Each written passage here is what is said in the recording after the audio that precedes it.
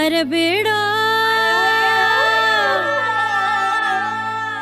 है बेड़ा दूज थाली का लगे बड़ा मसालेदार मन बोल चकमक है चकमक है चकमक चकमक चकमक बेड़ा दूज थाली का लगे बड़ा मसालेदार मन बोल चकमक है चकमक है चकमक चकमक चकमक खाए खाए तो मचल गई रे ओ कजरारी नार मन बोल चकमक है चकमक है चकमक चकमक चकमक. Hello. Welcome to the 11th episode of the Cut to Scene podcast. I am Aditya and we have with us, of course, Devansh. Say hi, Devansh. Hello. Hi. And we have a very special guest today, Prasad. Hi, Prasad. Hi everyone. Yeah, Prasad, do you want to introduce yourself for our viewers? Oh, not our viewers, sorry, listeners. I don't know. I guess background आपके जैसा ही है. I am also a BITS Pilani engineering graduate, interested in films, literature. थोड़ा I dabble things here and there. But I think today we are here थोड़ा अनुराग कश्यप के बारे में बात करने के लिए and about Gulaal. And I think the main reason I am here because I told these people that Gulaal is my favorite film. At least used to be till I rewatched it last week for these guys. So we're just here to talk about Gulaal. देखते हैं how it goes. Right. Yes. So as Prasad mentioned, we are here to talk about Gulaal today. Gulaal is a 2008/9 film, depending on where it released, and directed by, of course, Anurag Kashyap, starring Raj Singh Chaudhary, Aditya Srivastava, Randhawa, Ayesha, what? KK Menon. Ayesha Mohan, yeah, that's the name. And a lot of other people. And Piyush Mishra. Of course.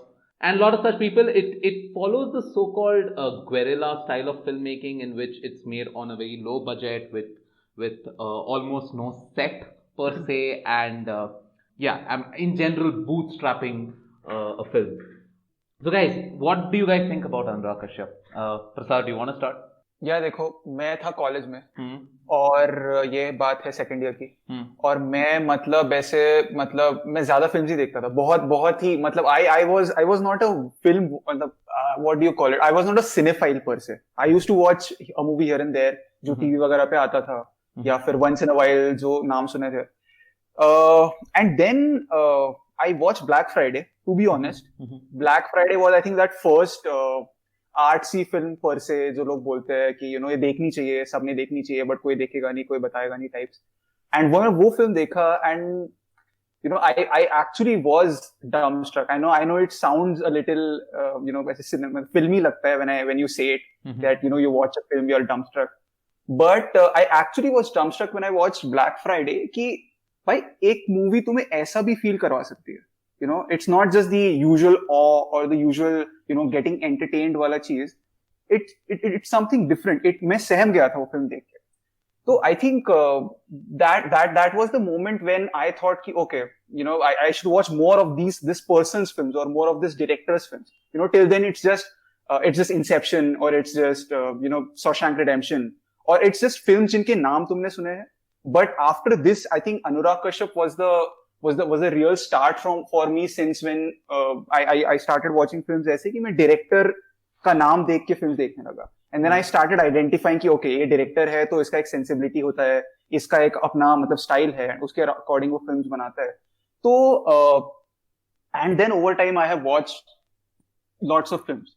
But I think Anurag Kashyap is special for me in that sense कि he was the one who triggered this interest in me. You should explore film spaces a director or basis a style of a filmmaker that he follows. So that was my introduction to Anurag Kashyap per se. Yeah, so you talked about Anurag Kashyap's style of filmmaking. In your opinion, is it summarizable in, let's say, a sentence? And if there's a sentence like that, what is that sentence? So I would say I would say I think we are going to discuss this topic we had discussed earlier कि Anurag Kashyap post Gulaal or pre Gulaal. So I think post 2010, pre 2010s is the Anurag Kashyap that we see in his movies when it comes to, let's say, Black Friday or Gulaal or Dave D. So I think that Anurag Kashyap or the Anurag Kashyap who wrote those films, or the Anurag Kashyap who, at marginalized budgets, he made films like that, is the kind of Anurag Kashyap I really preferred. Who, didn't care so much about कि plot तुम्हारा पूरा का पूरा एकदम 100% sense बनाता है, या फिर dialogue एकदम मतलब, there is a background for everything a character says, but someone who had a sort of a rawness, or who had a lot of angst against the system. So every character in all his, the films pre-2010, if you see, is very angry. He wants to, overthrow the system. Uske around sabko jhagda, maar, peet, aise wale, sare characters hai uske. So I think that is something that I was very attracted to. And obviously also when you are, in the second year of your college and not doing so well in life, academics per se, so you are in general angry with everything. And you're in general angry with the system. You're angry with, your life decisions, your parents. So I think, to a person with that kind of a state, Anurag Kashyap's, those movies are very, magnetic. Ki you are almost attracted ki, acha nahi, ye brand of ideology I identify myself the most with. So I think that was the reason why I would say ki Anurag Kashyap ka style of filmmaking ko bahut acha laga. We'll go into the, the filmmaking bit of it specifically, I think, when we talk further about it. Great. Devansh, do you want to weigh in on this? Yeah, so while listening to Prasad, I observed that like a lot of the reasons why we like Anurag Kashyap are pretty similar. I think my worldview resonates sort of with Kashyap in the sense that I am a cynic. I sort of view things the way he does, and in the sense how a story ends essentially sort of spells out what a storyteller's worldview is. Now his films, if you look at, whether you look at Panch, you look at Gulaal, you look at Wasepur, you look at Devdi, mostly all his films end up with the destruction of the protagonist, or the protagonist is left in a hopeless state, right? And I have found that all short stories that I write, or whatever I try and think of, also go along the same line. So probably that is why I developed the liking for him. Why Gulaal specifically, or as you said, the pre-Gulaal era where we had Gulaal and we had Panch, we had No Smoking, films like that. Why they appealed to me more than the later films is because they were set in worlds of Kashyap's imagination, like in worlds where anything could happen, and the viewer had to accept whatever was happening. I mean, No Smoking is the epitome of that, right? You are literally using a visual metaphor for hell, and you have Baba Bengali and everything. So I am fascinated by that because that to me is the raw storyteller's imagination before it has been so to say adulterated by the commerce of the film industry or thinking of the audience. That is the story that they probably actually wanted to tell, or the way they wanted to tell their stories. So that is why that was very attractive to me. Why Gulaal particularly is very, very close to me and very significant to me is because I think close to the time when Prasad would have watched it, because I was in my third year, I watched Gulaal, after which I had to go to I had to go to Jaipur and all of that, and then on a return journey I wrote a poem which was about ragging, which was fury, and I had never thought I'd write something like that, because that poem has a lot of angst in it, and it ends with murder, it ends with destruction, etc., and that is when I used to write poems back in during my childhood, but that is when I got back to poetry and I actually started exploring the depths because of Piyush Mishra and because of Gulaal, because they inspired me that much. So that is why it's very, very special to me. Yeah. Right. That's actually an interesting story. I also think you had written some poem about getting inspired from Rashmi Rathi, right? After you watched Gulaal. That is probably the biggest embarrassment I have ever faced, because I just went up on stage, I recited that poem, and then I said that a part of that poem has been written by Piyush Mishra, which was actually the Rashmi Rathi, and I was just an illiterate fuck. This was Poetry Slam. Poetry right? Slam, yeah. So the first poem that I talked about won me the first Poetry Slam, and the second one that I went into, I was reciting this, and well, that was an embarrassment. So yeah, I was just Right. remembering that. Yeah. I remember. So I'll tell you how I got introduced to Gulal first. So in my first year, there was this festival called Melange that HDC, the Hindi Drama Club, used to organize, and we had Vinay Pathak perform, Rajat Kapoor perform, and we also had an interactive session with Piyush Mishra. And that was my first ever introduction to Piyush Mishra. I didn't know who he was. I was a proper Bollywood buff in the sense I only used to watch the masala films. And I remember he recited all the songs from the film, and also his other Coke Studio songs, Ghar, and it was a surreal experience. It was brilliant. In fact, there were not enough people for it. It was all the other events were held in the auditorium, while this event was actually held in one of the smaller LTCs.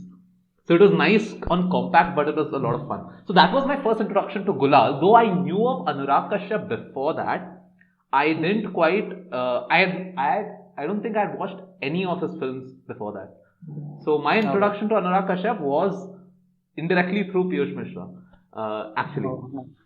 And then I started watching his films, and as you guys said, you guys like the pre-Gulal or pre-Gangs of Wasseypur era more. I'm more of a fan of the post 2012 era of Kashyap, mainly because I think he became more mature as a filmmaker, and I generally like filmmakers when they're most mature and not when they're raw.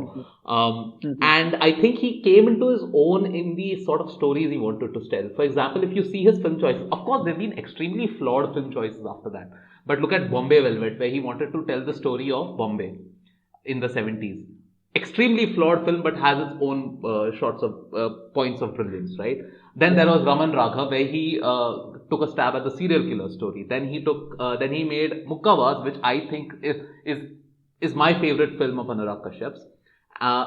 Solely because I think he realized his politics at that point and set it in a context where it deserved to be set in Uttar Pradesh, in a context of corruption within sport, to sort of symbolize the larger corruption in society there. And then after then, and Manmarzia, which was a highly flawed film, but I enjoyed it thoroughly. Because I think that is the first time he came forward and told the love story that he wanted to. So yeah, I personally like his films after Gangs of Wasseypur. Though I accept they're extremely flawed, I think they have their own flashes of brilliance. Because, for example, I love the way Manmarzia ends. It sort of has a cyclic feeling to it, which I just love. Yeah. So yeah, that's my opinion about Anurag Kashyap. And one reason I really like him is because he's the only sort of what Western cinema calls avant-garde. I think he's one of the only avant-garde filmmakers in India. Or at least he started the whole revolution of avant-garde filmmaking in India after he came in. Yeah, I think it's a fair point you mentioned, because I think there are a couple of people who have taken that route since Kashyap. Yeah. But interestingly, their films were also produced by AKFPL or Phantom. Yeah. For example, if you see, Shlok Sharma's what was his first film with Nawazuddin? Haramkhor. I think that is also a good example of an avant-garde film. Yeah. So I think Anurag Kashyap paved the way for all these people is a very good way of saying it. Mm-hmm. I think even he comically in a couple of his interviews has told that, people look up to him as this, hamari raksha karne wala, ki, this brand of filmmaking he's supposed to endorse and something like that. But to your point where you have said that he's matured, I'll certainly agree. Yeah. Definitely. I think his style has become much more focused than before. But I still prefer the unadulterated one. Yeah, I mean, and that's a fair point, I mean, I always find myself, people call Taxi Driver, Mean Streets, all these films to be classics. I actually prefer Scorsese's work in this decade more than his earlier films. So yeah, I mean, it's always a point with me. The same goes for Coen Brothers, actually. Anyway, so let's get into the film itself. So, Devansh, actually, do you want to give a summary of the film? So, Gulaal is a film that is set in a fictional place in Rajasthan. I won't say it's set in Jodhpur or anything. It's a fictional place in Rajasthan, and it talks the main theme around which it revolves is Rajputana politics set within the context or the boundaries of campus politics. So there are university elections which are going to be held, and there is this fierce Rajput Senapati who is seen sort of gathering an army for a Rajput uprising of sorts, because they feel that Rajputs have not been given enough justice throughout the course of India's history. So now, so that is the main theme of the movie, and we follow essentially a protagonist, Dilip Singh, who is in his journey from being an innocent newcomer into this entire environment to ultimately having his life practically burnt because of the characters here, and so yeah, I think that summary suffices the movie. Yeah, I think that's actually all that should be said about the film, because it is literally a struggle. It is basically a movie about politics and how it affects people, and how the morality of people, the morality डगमगा जाता है जब when you think about politics. So yeah, let's first get into Gulal and talk about the technical aspects of the film. So I mean, of course, Gulal, the color red itself, has some invoking of a lot of things, and has a lot of symbolism, etc., etc. So let's just talk about the colors used in the film. And right, I think colors. There is this one famous, I think, scene from the film where K.K. Menon is basically asking these people to, you should enter politics. He's asking Ransa that, you should be participating in the elections. And I remember the scene, the way it is staged, is that K.K. Menon is, bathed in red, and he is telling them, why don't you take this? So almost it's as if I think there's a song in the movie called Yara Mola, which also talks about this thing. Interestingly, I think it doesn't play in the movie, but uski ek line hai jahan pe it does it. Okay, I don't remember. In the end, I think when he goes on the killing spree, I think it plays. Acha, okay. Sure. So in that song there is this line where a well-read, a well-educated person is saying that someone is inviting me to a dark well, जहाँ पे अंदर क्या है मुझे पता नहीं है, and it's almost like they are कोई मेरे को धस रहे हैं वहाँ पे. So very similar वो scene मुझे लगा था, because it almost feels as if he's inviting them to a world of hell, or to a very cruel kind of a world. And in the same scene, Ransa and Dilip are painted in normal colors, so उनके ऊपर normal light आ रहा है, and these people are एकदम मतलब K.K. Menon is एकदम red में bathed. And then throughout the film we see all the transition that keeps happening. मतलब Dilip gets fucked, उसकी life की पूरी मतलब धज्जियां उड़ जाती है, and towards the end, I think in the last 20 some minutes there is this scene where he is speaking with Anuja, and he's telling her, do you think did you say something to, what was her name, Kiran, did you say something to Kiran, was that the reason why she left the clinic? And he is drunk, and he's really angry, and he's pissed off with everything that has happened with him. And in that scene, he is colored in red. So I thought that was like, a very apparent, but a very, very interesting kind of a motive motive of red that was used in the film. Red is trying to describe the demon that captures you in a way, in the film. Right, and since you bring up the point of the demon, this is actually also, in some sense, also literally said through the visuals when Dilip's character goes to this political meeting that Dukivana has organized, and then everybody's face is actually just awash with Gulal. Yes. Right, yes, and that because the things that they are discussing there are pretty incendiary. They are preparing for a revolution and things like that. And what you said that it's almost like demonizing them. It is also literally evident from that scene or those couple of scenes, whatever they are. That whenever people go inside and put the Gulal on their face, they are getting transformed into a demon. So, yeah. Right. I also like the reference that Prithvi Bana makes to this when he's speaking with Bhati, and he says कि अगर सब लोग गुलाल लगा रहे और फिर भी हम अगर तुम्हें पहचान पा रहे हैं, तो what is the point of it? तुम मास्क क्यों नहीं पहन लेते? And he wears a, I think बंदर वाला mask is what he. Right. So I also think that colors, I mean the general use of colors, again going back to Kashyap's early cinema, if you look at it, The Girl in Yellow Boots has a lot of shades of yellow. Panch, I remember, has a lot of shades of blue in the initial parts. Red is also a recurring theme in Black Friday. Yeah. I think Black Friday has all the colors. It also has blue. It has a lot of blue at the beginning of it. It has red in the interrogation scenes. Yeah. It has a lot of green also. So I think मतलब Black Friday तो एकदम ऐसे colors काफी heavy use किया है. But yeah. So in this movie, I think red also, like, somewhat it signified passion to me. But what I also think is that what was very interesting, or what caught my eye first, was Democracy Bar, the set design of that place. Right. Because to conjure up a setting like a bar that has been that has been abandoned by the British in the middle of fucking nowhere. Yes. Right. And this bar has references. This bar is decked up with neon lights that remind you of Dave D. And the entire setting, because he later uses that when he wants to show that Dilip is in a dilemma. He's going mad, where we have that overly dramatic slow-mo shot of Dilip sort of very frustrated in front of a weighing machine. Waving his head waving his head in front of a weighing machine. So I think that also then provides to the surrealism of the film, because it becomes difficult for us to imagine that sort of a setting in the middle of Rajasthan. Right. Yeah. Achha, do you think, you said middle of nowhere, the bar, do you think it was purposeful कि the Democracy Bar is situated पूरे गांव से जहाँ पे पूरा महल है वगैरह उससे काफी दूर, somewhere एकदम at a random place? So I was thinking कि why is it out of nowhere क्यों है वो?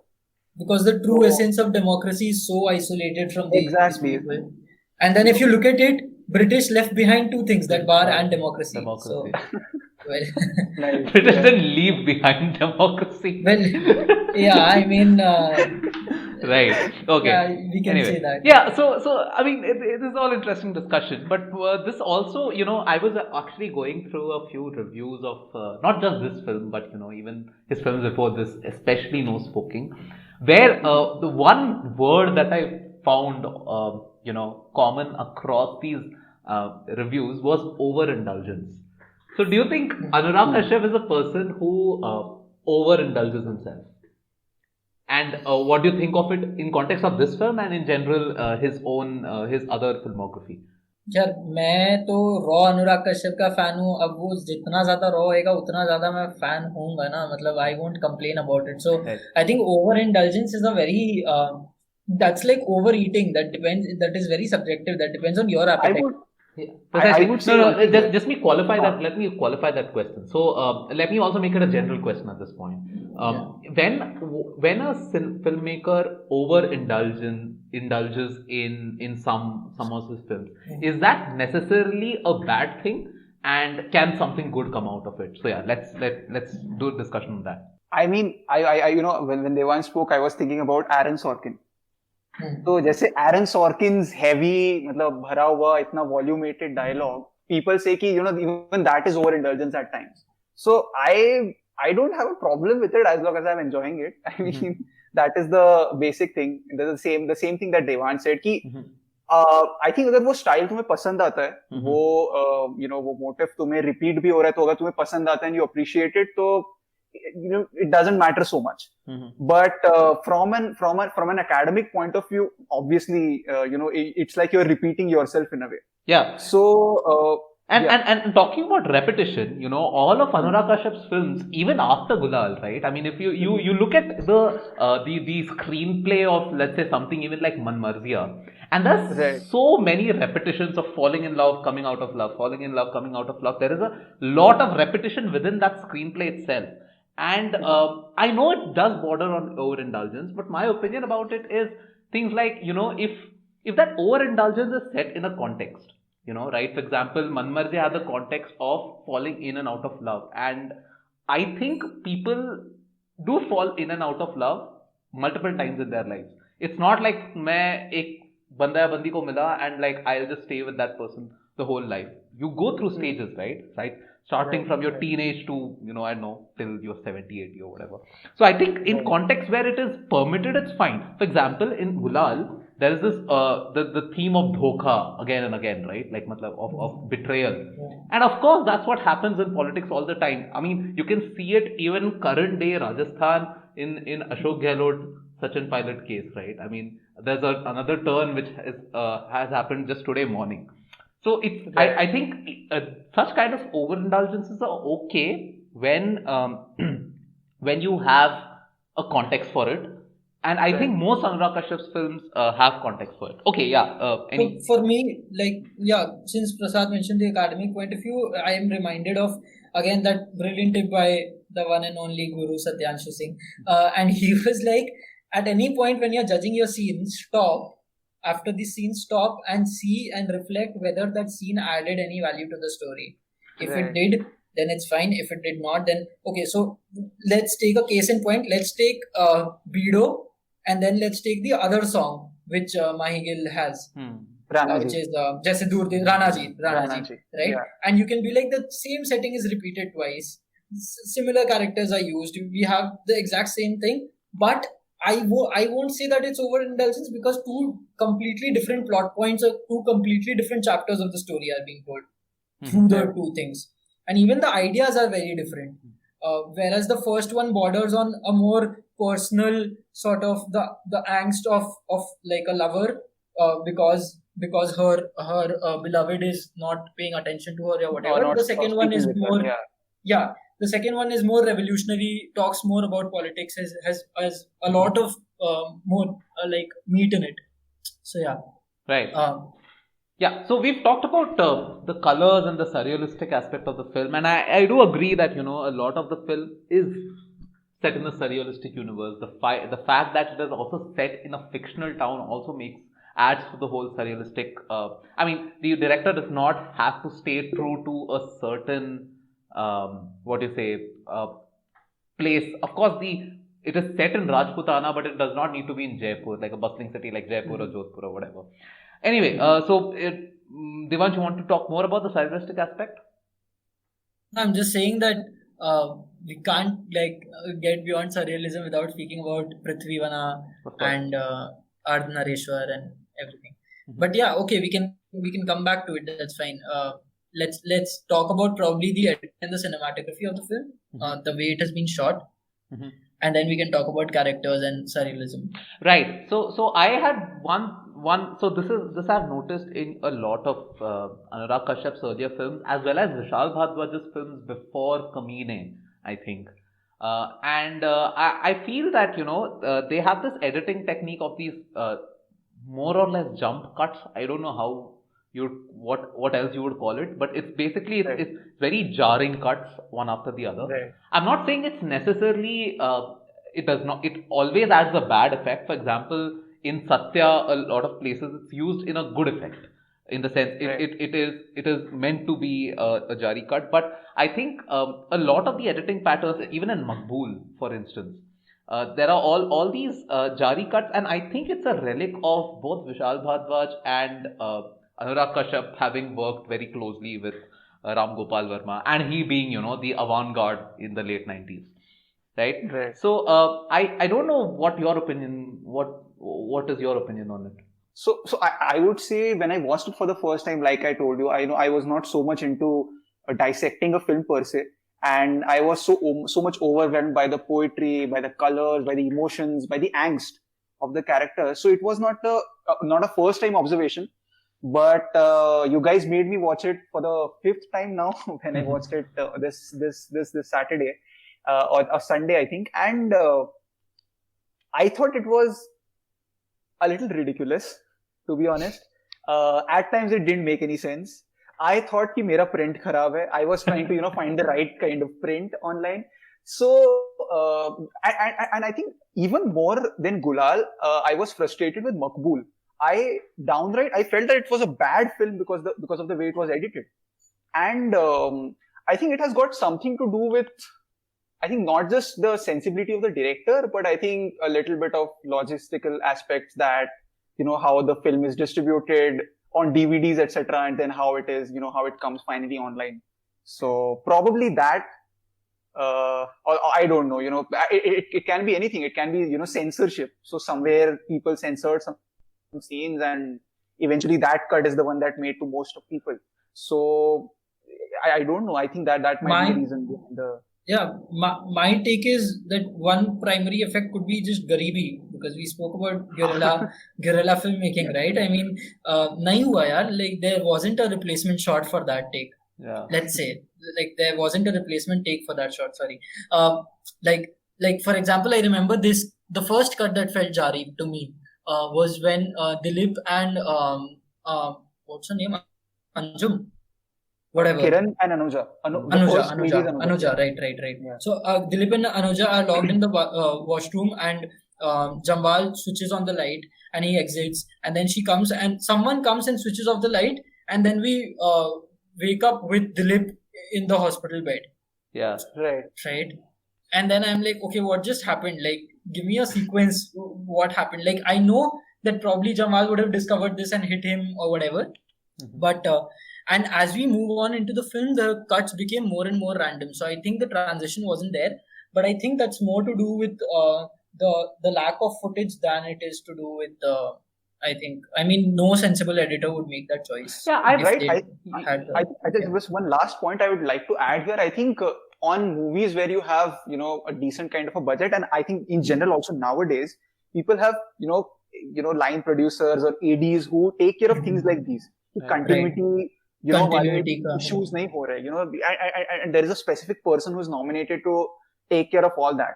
And so I think I have been through the process of shooting a short film previously. I think Devansh also knows this. So what happens is when you shoot it and when you write it, you tend to focus on the larger themes or the the main idea that should come out of a scene. But ये छोटे मोटे जो tidbits होते हैं ना, ये are often overlooked. So I think as Devansh mentioned, it can be a budget thing also. That maybe you don't have someone who is just taking care of this continuity bit of it. I think lighting के साथ भी होता है कभी we don't notice at times, but we see जब shot reverse shot होता है तो the lighting is not the same.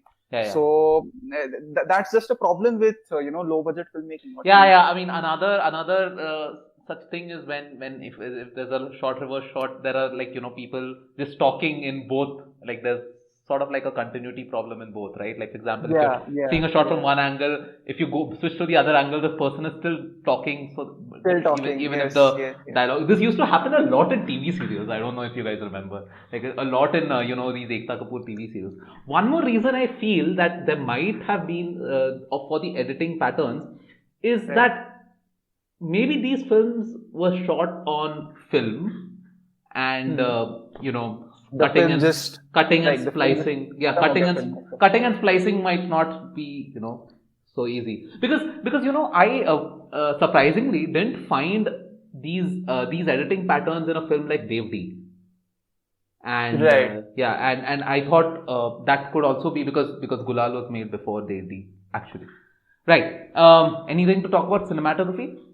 I think one specific point that I really liked was the treatment of the Rashmi Rathi part, because there, if you look at it, so there's a continuous back and forth, and that set is very geographically, that set is very it makes me wonder how it is placed exactly. So while sorry, it's a Haveli, right? So there are lots of openings in ins and outs. Yeah, there are openings, the dark corridors and everything. So once we have traced Prithvi Bana back, and then once we again follow KK Menon towards Prithvi Bana, the bullet goes off, and then by then we have settled on KK Menon's wife. And then we have a handheld motion back to this, to where she comes and sees what has happened. And I think that was pretty impressive, that sequence to me. Of course, that was impressive in the third or fourth viewing. I couldn't appreciate it back then. Right. So yeah. Let's move on and talk about the characters in this film. So you guys, when we were discussing earlier, you guys thought it was a character heavy film, while I said that no, it was a plot heavy film. in the sense that the characters are not given much time to develop themselves. And that's why I thought it was not a character heavy film, and there's just, just one character whose life we are, we go behind, and the others are just, pawns in that game. I also thought so because most of the female characters, right? The character of Kiran as well as Anuja, they are very one note in the sense we know there's this one function that Kiran is there to seduce Dilip. Anuja is there to provide, I don't know, like some, I don't know, like a reflection of his own, like basically his subconscious voice or something like that, right? It's not, they are not detailed. Even the character of, of course, Madhuri, but also Aditya Srivastava's character. What's his name? Karan, yeah. Karan. Even his, I mean, I didn't realize till the end of the film that he was, let's say towards the end of the film, that he was actually the main plotter in the whole process, right? So, I think that's why I thought it was not a character heavy film per se, but yeah, I mean, I would like to know your opinion about it. Yeah, dekho, my intention when I'm saying it's a character driven film is, I think character driven is the wrong word for it. Mm-hmm. I think I would say I like the strong characters in the film. Mm-hmm. And for me, it was the feeling of mutiny or rebellion that every character was carrying around himself. Mm-hmm. I think which stood out for me. I think even more than the plot. So it didn't matter to me ki, when Randhawa was killed or why Randhawa was killed and all that. But more than that, the whole philosophy that Randhawa was imbibing, he's against someone who is educated, but who belongs to a wealthy family, a strong family. He's a Rajput himself, but he wants to denounce all of that and he wants to lead a simple life, right? He's trying to run away from what his father wants to give him, what the kind of life that his father wishes for him. He's trying to run away from that. There's this Dilip who's struggling to, have a normal life. He just wants ki, main aaya hu, meko padhna hai bhai, mujhe aur kuch nahi karna hai. I just want to study and, move further in my life. There is, obviously the struggle of Duki Bana, the character played by KK Menon, who I think there isn't even one, I think there might be half a frame in the film where he's not pissed off because he's just angry with, he so desperately is angry with everyone around him not having the same kind of a single vision towards Rajputana or towards, achieving, the freedom that he wants, that he's pissed off because of that. So he's struggling to achieve that. Kiran is struggling because she has been confined by her brother, and there's a song that she sings, "I'm a big, big girl," which is about, she wanting to get out and do something else. And she's curbed because Karan, her brother, he wants to use her, manipulate her for his own sort of, aspirations. So I think when I say, characters, I would say the struggle that each character was sort of imbibing within themselves is something that attracted me to Gulaal. Okay, great. I guess we also talked about it earlier, right? The fact that you like Anurag Kashyap's earlier films because there's a lot of anger in it, and I agree. And again, that can also be thought as overindulgence, but again, in this context, it is justified as because it is in an angry environment. Yeah, Devansh, your opinion? But I'm now while talking about it, I love the characters in the sense that each of them serve a very nice purpose to the movie. At the same time, I have a different view about the female characters. I think that the female characters have been used very smartly as people who are very smart in their own right. So they know how to manipulate their way around to get things that they want, right? However, the last shot sort of disappoints me because that shows me, Kiran looking up to Karan, and Karan standing on the stage while everything that was done by Kiran. The pawn in the game was Kiran, right? And I would have preferred if the ending had Kiran on stage. Actually, I thought the ending was gonna be that, the first time I watched it. Yeah. But anyway. Yeah.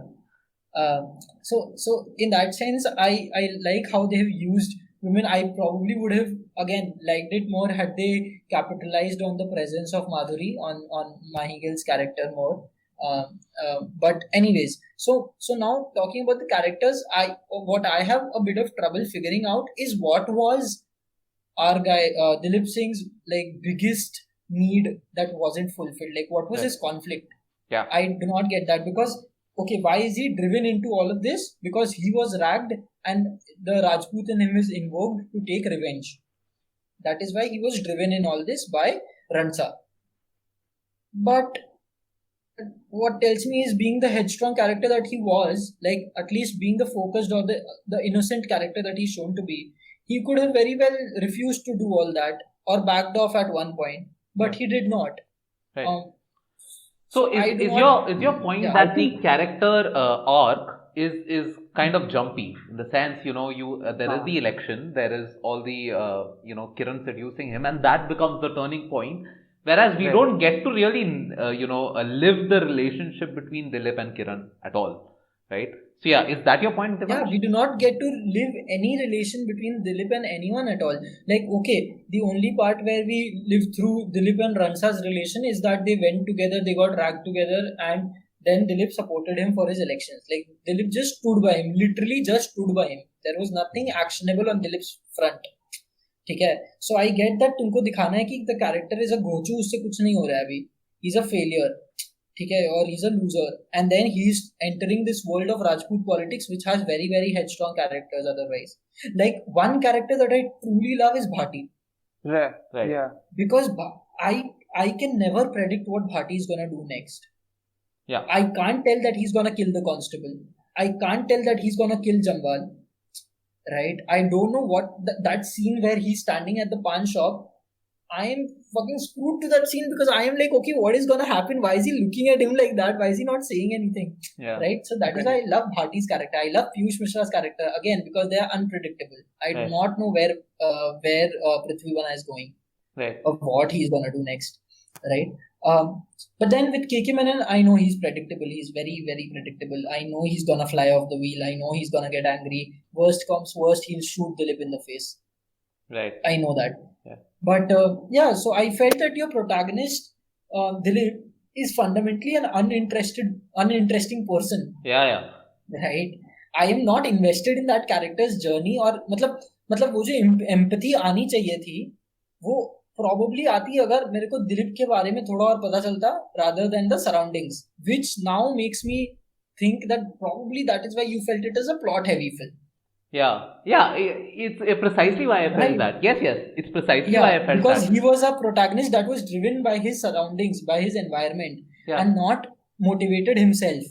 Right. Yeah, and this brings me also to, one point that is oft discussed about Anurag Kashyap, right? Like when he is a person who likes writing his scripts on set, right? I mean, of course, this film is not just written by him, it's also written by Raj Singh Chaudhary, who also plays Dilip. But and it also might have to do a lot with that particular aspect of his filmmaking. Maybe he got better at it as years went by, but it was not there in 2003 when he started making that film. Yeah, Prasad, you were saying something. One interesting story that he had told during that screening was that he said that Piyush Mishra, he just wanted Piyush Mishra for the songs.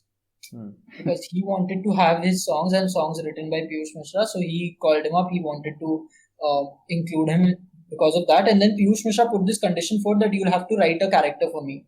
I have to be in the film. And then Prithvi Vana came into the picture, which is pretty ironic to me in the sense that right now, if you ask people what they like the most about Gulaal, half of their answers would be Prithvi Vana. Yeah, right. Yeah, that's exactly true. What about you, Prasad? You were saying something. No, I think Devansh ka point, when you explain it that way, I understand it. But what I felt about Dileep's character was he was always dragged into situations where he didn't want to get in. For example, the twice ragging scene, the whole incidents where he's asked to become stand for the GS, and the whole incident where Tanu, I think what's her name, Kiran draws him into the whole scenario where he has to deal with Duki Bana, and he has to, not accept his orders. So I think towards the end of the film, he's just frustrated with all this. कि भाई, मतलब I'm brought into situations where it is not necessarily by mistake, and then it just keeps dragging me along because of that, and the consequences of that I have to bear with them. So I think the frustration or the angst that comes towards the end, or whatever happens towards the end, is just because of that, because of him, him always feeling कि यार, मतलब I don't want to be the tier 2 wala person. I want to be the one who is in charge, or I want to be the one who is actually, in the hair, who's making the decisions. So that is what drives him, that or his character per se is how I would interpret it. I agree with you if you only talk about the later half of the film. I mean, you can understand that there were these incident 1, 2, 3, 4 that led to his mindfuck. But I think our point was the other way around, that the incident 1, 2, 3, 4 itself does not have a lot of meat in it. So yeah. Anyway, I mean, of course, there are two characters which we have not discussed yet, and those are the characters of Prithvi Bana and the Ardhanarishwar. And of course, they are in the film as some sort of musical artist, right? And in some surrealistic aspect, there's something going on and they're playing music, right? So what is your opinion? Why do you think Prithvi Bana and Ardhanarishwar were there in the film? I think they were there in the film as a homage. And now I didn't know this fact that Prithvi Bana was written later. But when I first watched it and when I watched it second time, I thought they were primarily used as clowns. So clowns if you look at it in a Shakespearean, clowns or fools they're called. In a Shakespearean play, every Shakespearean play will have at least like a couple of clowns. And they are supposed to be like a bridge between acts, just fool around and just do their thing, just to make the audience laugh or whatever. But they also are good foreshadowing elements. So if you even watch this whole so Rajat Kapoor does this series of plays where he dresses up all his actors as clowns and makes them do Shakespeare. So and so in those plays, the clowns are always foreshadowing what's going to happen next. Also in his original plays. So and of course they'll sing, dance, move around and things like that. So I thought these two characters were in the film to serve that function as clowns, and I think it was a very interesting character choice. Now that you mention it, and I just reflect on the archetypes that we have, there are 8 archetypes in a story for characters, and there, if you look at the clown, right, the funny guy, something that Sir said was that he's someone who's used to provide comic relief, of course. Comic relief, why is it important? It is important because it sets the ground for drama. Right? And I'm constantly reflecting on what Prithvi Bana was doing all the time. Now, what is his special power? What is the special power of the clown? That he does not give a fuck about the king. He can say anything to anyone. He can question anyone. Right? Including the hero. And they should, because they can do anything. And they're neutral, and that thus can be used to create a conflict. Right. So at every point, what Prithvi Bana is doing is that he's questioning the king. He's questioning Dugi Bana. Yeah. Right. And that is why that holds like a very important person. Like he's like sort of the narrator within the story. Like Shakespeare uses a lot of his clowns to give us life lessons from the story. Exactly. Right. Like if you reflect as you like it, our guy, what was his name? There was, I think, JSA ek naam yaad aata hai mujhe. Whatever the name of the clowns was. He's telling us about the 7 stages of man, right? So they give the larger meaning, they give the larger context of the story. And that I think Prithvi Bana was very effective in doing. And he also called back to a lot of famous pieces of works, of course. Yeah, exactly, and that takes me back to the fact that he is also used as a musical device in the film. In fact, primarily I would say he is used as a musical device in the film to provide some sort of musical drama to the already existing scenes, right? And I like the way I like the choice of the songs that he sings, especially when he's just singing it with just his whatever harmonium. Harmonium, harmonium, Yeah. and all of them have like a certain revolutionary element to it. Like the first song itself that he sings is Sarfaroshi Ki Tamanna, and Yes. and then the last what is the couplet that he sings of that poem is basically something that he himself has written, and he's telling कि बिस्मिल तू अगर अभी आके देखता तो देखता कि चड्डियां भी इंग्लिशों की मिल में सिल रही है, तो कुछ चेंज नहीं हुआ है, मतलब हम बुरे घटे ही है, मतलब जैसे तुम जैसे छोड़ के गए थे उससे गंदे ही हुए हम. So yeah, I really like that fact. And then like he's wearing this as he calls Imagine Singh ki locket, where he's wearing what's his name, John Lennon. John Lennon's locket. Yeah. And so yeah, it's kind of apt, I guess, in the context of the film. But that brings me to the other character. Why do you think Ardhanarishwar is present in the film? Apart from just being a clown, what is the reason of it? So yeah, honestly, I think कि Ardhanarishwar is someone. So Anurag Kashyap has said this in an interview कि Ardhanarishwar was brought in just to fuck with people's minds. Okay, now people are thinking on a different note completely. कि अच्छा, okay, this character is there. एक side is painted something else, एक side is painted something else. You're thinking about, you like Devansh mentioned, it diverts your attention to something else. So the impending, the drama that is going to come is thoda sideline. But how I saw it when I saw the film was, यार मेरे को तो लगा कि it's KK Menon. Okay, so KK Menon is delusional in the sense that he wants the power so much that every time he's talking about we need to reclaim our land, Veer Bhogya Vasundhara, everything that the Veer deserves the land and all that. His house is more or less like a king's courtroom. There is a Senapati, there is Bhati who is the Senapati, there are soldiers, there is a Rajya Kavi who is Piyush Mishra and who can say anything, and then there is a clown who is just there. Who's just there. He's like, he's there to entertain. So what he's doing throughout the movie is he's just, probably dancing to the tune that is being played on the harmonium or the tabla. So I think it's, if you read more into that, I don't think he intended that.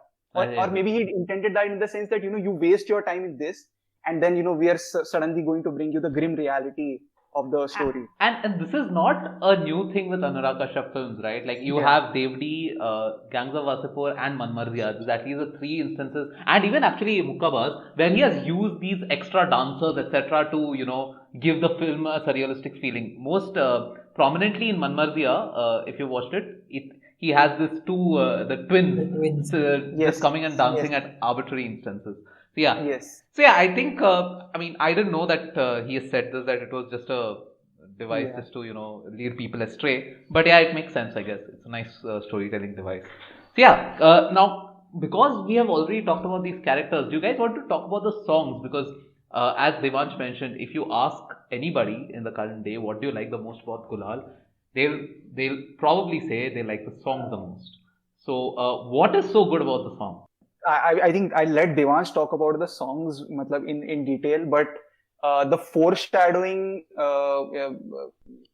element, like you said, पहले सरफरोशी की तमन्ना के साथ start हो रहा है, and it tells you that it's all about rebellion, and the nod to प्यासा, which comes twice. So सरफरोशी की तमन्ना में जो आपने line बोला कि अब चड्डी भी सिलती इंग्लिशों के मिल में है, a similar sentiment is also occupied throughout the film Pyasa.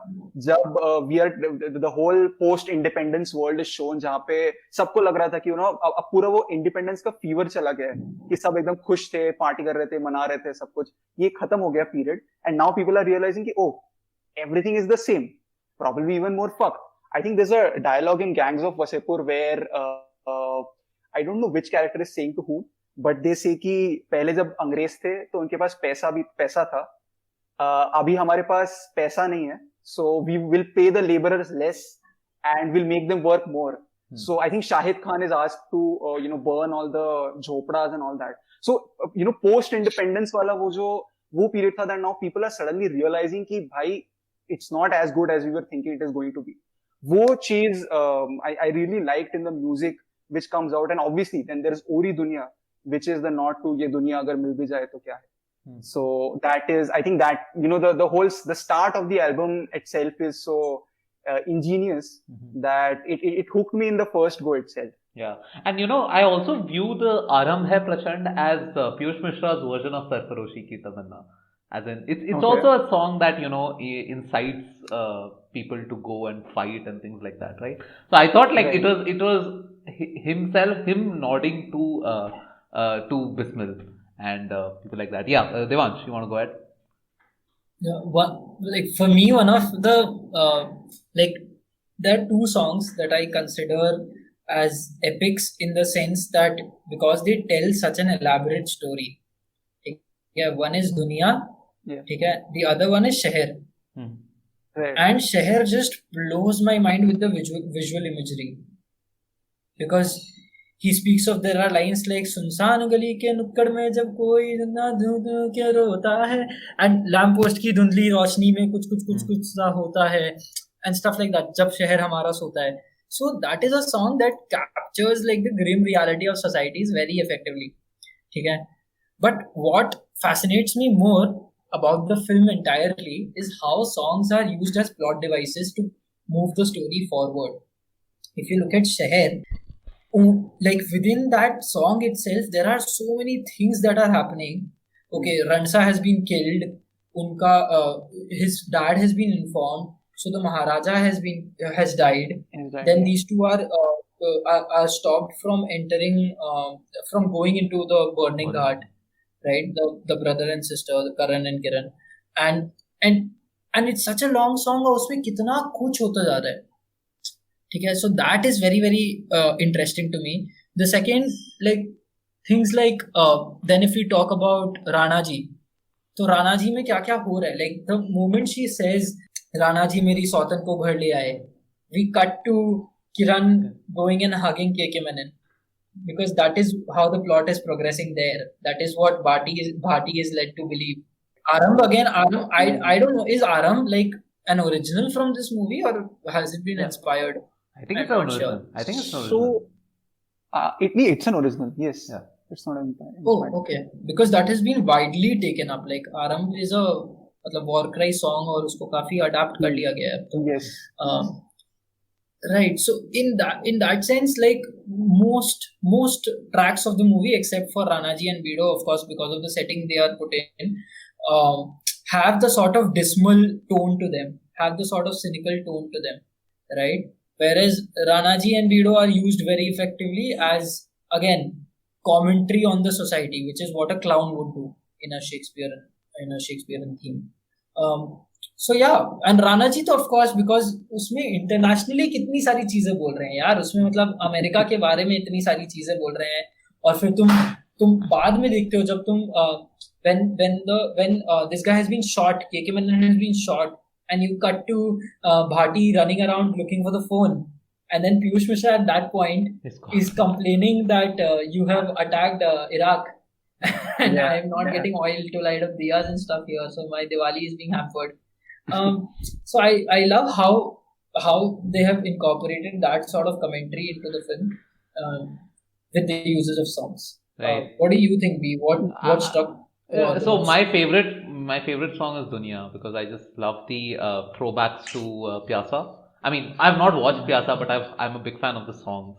So, and I love the throwbacks and the way it speaks about, you know, betrayal and मतलब कुछ like there's no use of, मतलब दुनिया का कोई use नहीं है, मतलब ये सब लोग चूतिए इधर. I like that fact, and I feel it also gives a nice closure to the film, in the sense indirectly it tells you as an audience कि तुम्हें क्या समझना चाहिए इस फिल्म से, कि मतलब what is this film about? This film is about betrayal and this cycle of violence just keeps going on and on with a lot of politics added to it, right? So that's why I like Dunya a lot. It also may be because I watched the song first before actually watching the movie, like the video of the song first, and it was I think Anurag Kashyap has a knack of shooting montages, within his songs. You can see this in, I mean, almost all of his films. And I think he's one of the very few directors. In fact, I would say he's one of the, like, the only other director who does it better than him, in my opinion, is Mani Ratnam.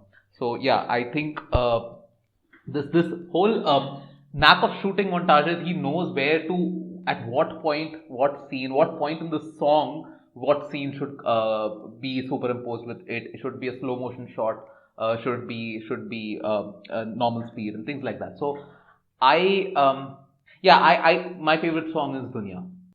You know, music mein I would categorize the songs of Gulaal in, you know, two categories. One are the ones that Piyush Mishra or anyone actually sings in the movie. Mm-hmm. So a character is singing it or they're dancing to it, something like that. And the ones which play in the background. So let's say Aaram Hai Prachand or Ori Dunya. तो ये गाने तो, you know, are मतलब जग जा ही रहे यार. मतलब one of the best poetry in songs that I've ever heard or, you know, read. But you know what I found very peculiar about the songs that were played in the movie, a character was singing it, even Sarfaroshi Ki Tamanna, is the lyrics are so heavy with so much emotion, but everyone around them is almost oblivious of, you know, what the lyrics are. Right, कि सरफरोशी की तमन्ना जब गा रहे होते हैं सबको ऐसे लग रहा है लोरी गा रहा है. I mean, you know, KK Menon's wife उसके बच्चों को खाना खिला रही है, वो मतलब Ransa and everyone is, you know, looking, smiling at Piyush Mishra almost, कि भाई कोई मतलब, you know, poem ऐसे बहुत प्यारी सी मनमोहक सी poem सुना रहा है when he's talking about something that is so serious. So I think, you know, the whole fact that probably, you know, the world or, you know, ये पूरी दुनिया जो है, it has become, ये बहरी हो गई है एक तरीके से. ये वो symbolize करता है, मुझे लगता है कि. Right. Yeah, and sorry for cutting you off, but there was this one point where Piyush Mishra actually asks them to listen to him. There's this one couplet where he's like, where Ransa's character is like, हाँ मैंने सुना है, तू बंद कर बेंचो, and then he's like, नहीं but सुने नहीं हो लेकिन समझे नहीं हो ना, तो वापस सुनो. So yeah, and it's also वो शेर था. हाँ, दुनिया ने हमें जिस काम जो काम का सौंपा, हमने उसकी माचिस जला के छोड़ दी. हाँ, right. माचिस जला के वाह. Oh yeah, and I like it how it is all done in a so-called theatrical fashion, as one would do it on stage. It's not like I mean, Piyush Mishra not even for a moment is acting for film. I thought he was always acting for stage in the film, and that was, I think, like that went with the context of the film and the whole feel that the film was trying to create. It's another matter that Piyush Mishra acts like that in all films, which is sort of jarring sometimes. But yeah, every song is, I mean, but every song talks about so many things. But I think the weight of the songs carries the film. अगर तुम songs को अलग कर दो, I wouldn't say Gulaal is as good a film, to be honest. I mean, it's the message would be reduced. Heavily diminished. I mean, reduced to heavily diminished. It wouldn't be the same film at all. So the songs, you know, अगर Gulaal को आप musical बोलना चाहो, No, I was in fact coming to that itself. Yeah. Like, I think Gulaal is a musical. I mean, though I think every other Hindi film is, at least, or Indian film is a musical. But Gulaal especially. I mean, there's a musical thing. The musical that carries the story forward. Yeah, in this case, though, the music is the story, the meat of it. Yeah. Okay, so let's get to the end and let's spend some time talking about the politics of this film. So, I mean, I got a lot of, you know, I thought there were a lot of political truths spoken about in the film, as I mentioned earlier, this whole endless cycle of betrayal and violence and things like that. But I think this dialogue, which I think you have written in your notes, Prasad, this dialogue of Rajniti politics. So, I mean, one does not understand when one talks about politics in the current day. It's always spoken as to with this, you know, think yaar politics is a dirty business and things like that. But I mean, even people like, if you read about, I mean, there was this brilliant course in Pilani, I don't know if you two took it, but Modern Political Concepts. And if you look at it, every political philosopher has, of course, written about idealism, but has always acknowledged that the system is not always going to be ideal, including Marx, right? And I am thrown back to this Renaissance philosopher called Machiavelli. I'm sure you guys have heard his name. So he, I mean, and again, there's a misconception of him when you say a person is Machiavelli, you say is like some cruel, cunning person. But what Machiavelli said is, अगर तुम्हें अपनी प्रजा को खुश रखना है तो तुम्हें थोड़ा इधर उधर compromise करना पड़ेगा. And I think this film takes it a notch further and says कि मतलब अगर if somebody really believes in, let's say, the fact that Rajputana should get back its land and whatever, the revolution, they will always also believe that they are themselves the right person for the top job, and hence the hunger for independence or a revolution becomes a hunger for power, which is where the moral corruption of politicians generally comes forth. And I think this film is basically trying to say that itself. And I that's why I think the underlying message of the films, which is also beautifully told through the songs, is so powerful. And I would like to know what you guys think about it. यार मतलब I would say I don't understand politics so much, to be honest. I was a little I think it's also a very specific brand of politics that is shown in the film. Because it's also about student politics, and it's also about लोग जो कुछ भी कर सकते हैं जीतने के लिए and all that, and the whole visuals which come in आरंभ है प्रचंड, कि I was honestly मतलब मैं ऐसे stupefy हो गया था कि भाई मतलब तुम कुछ भी कर सकते हो to in pursuit of that ultimate success, while the initial intentions of Duggi Bana seem straightforward. Okay, lost glory थी, मुझे चाहिए, I want to bring it back. But when you go into the nitty-gritties of it, it is also doing about doing a lot of wrong things, or a lot of of scheming people, telling lies and all that. So I think that was something that affected me a lot when I per se watched the film. But as in a general जो आप philosophy define करने की कोशिश कर रहे हो, I don't have any specific comments on that end per se. Okay. Yeah. So I think even though you might not be aware of this, I think what these classics like Machiavelli actually say is this thing that when you actually want to practically get power and retain power, you have to tell lies, you have to cheat, and that is that is an unavoidable aspect. I mean, any political system that comes up will of course have that. So yeah, that is basically what Machiavelli says. Yeah, Devansh, please go ahead. Yeah, so what I was saying is that, so one thing that I would like to talk about is the current systems, this current cool thing about being apolitical. Okay, so this is like a massive trend of ignorance, I believe, and I used to be like of the same belief system where I would be like, no, I'm apolitical in the sense that, and people think that they can get away with not knowing anything just by being apolitical, and they'll be like, that's a fucked up place, so I don't take sides and shit like that. Right. But the fact is that, okay, then you need to break it down. Like, politics is, what is politics? Then you're like, these are all activities that are aimed at improving your power, right, within an organization or your status. And each of us in our individual capacities is fighting towards that, is trying to progress towards that. So for me, what happens is, then when you talk about Gulaal, when you talk about the color red, when you talk about what is happening in the film, a lot of it becomes about your pride. Okay, because you have pride, you think that you deserve a status higher than what is given to you currently, and that is why you spark up this revolution or this rebellion to reach that status. Okay, now that is where the problem starts. So, for example, I was so influenced by Prithvi Vanna's character, even in my latest watch, that yesterday I was having this shower thought that, yeah, why can't we have world peace? I mean, it's a pretty simple thing. Just fucking do not bomb. Yeah. Just disarm all your nuclear armaments and chill the fuck out. It's okay. Like, do not fight. And then I started thinking about the obvious complexities of the problem, the arrogance and the pride and all of that behind every reason. And then it started coming down to even smaller fights and how they become unavoidable at times because of people's pride. And that exactly is what the entire movie is about.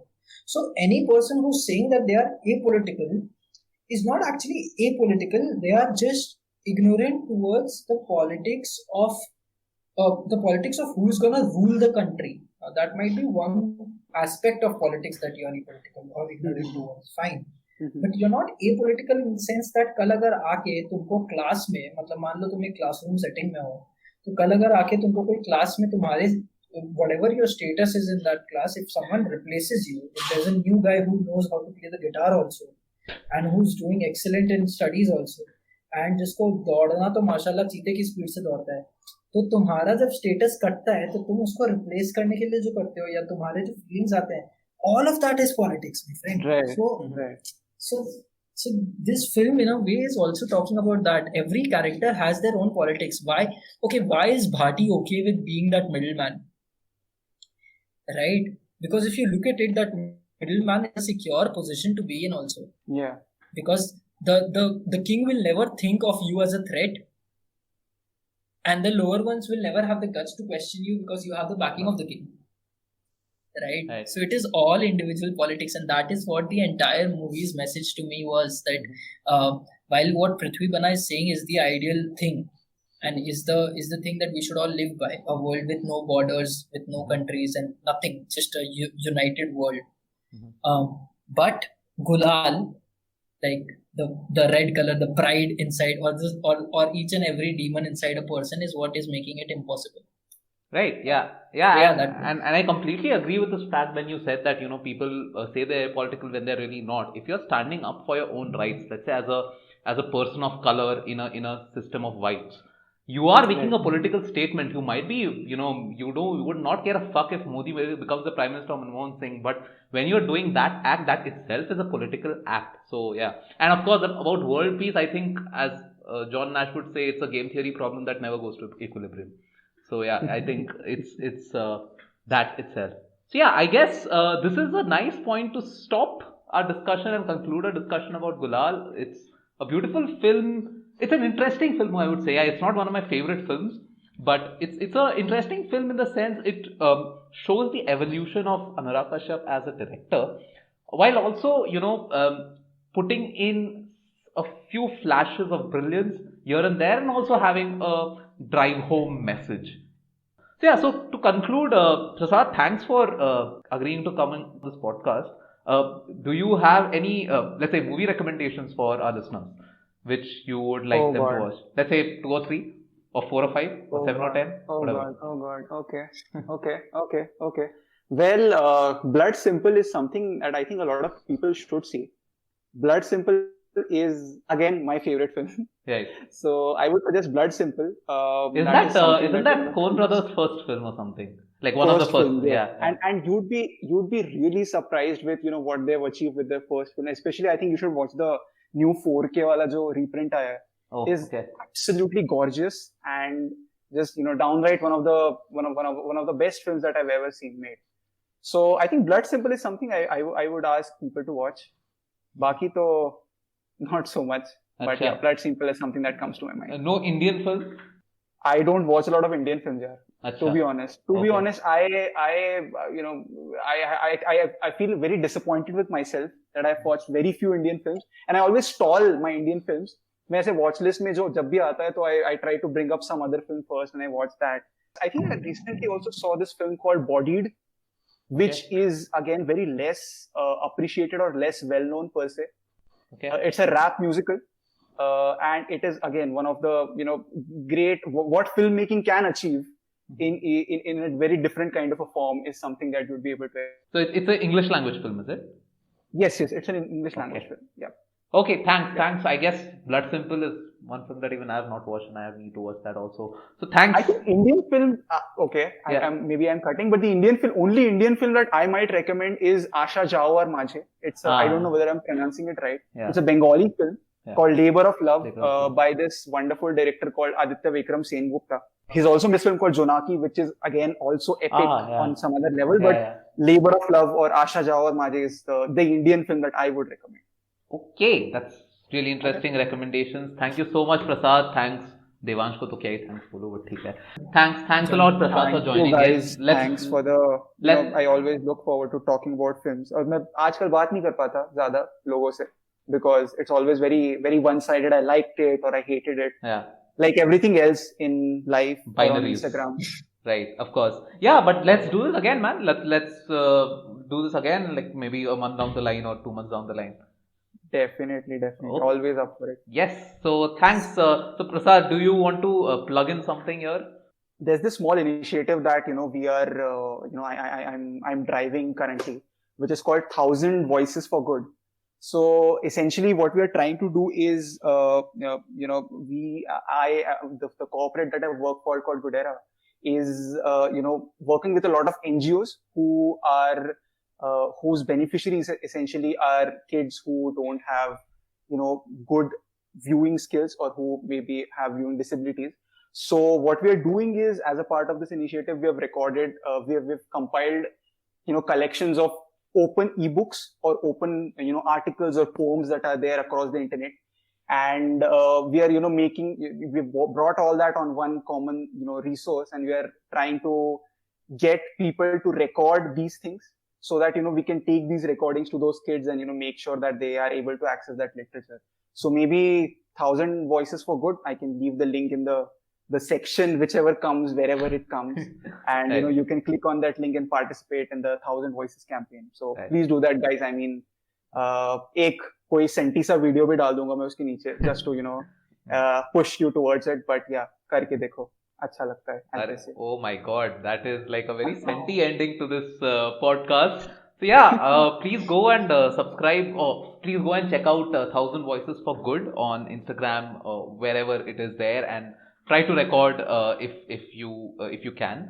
And yeah, thanks for As tuning there are in. very few times that corporates do good stuff.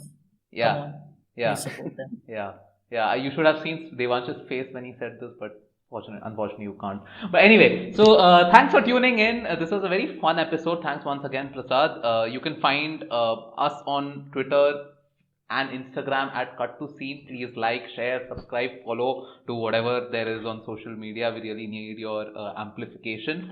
You can find me on Twitter at Also Goes By V, on Instagram at Adi Vijay Kumar. You can find Devansh on Twitter and Instagram at Devnash.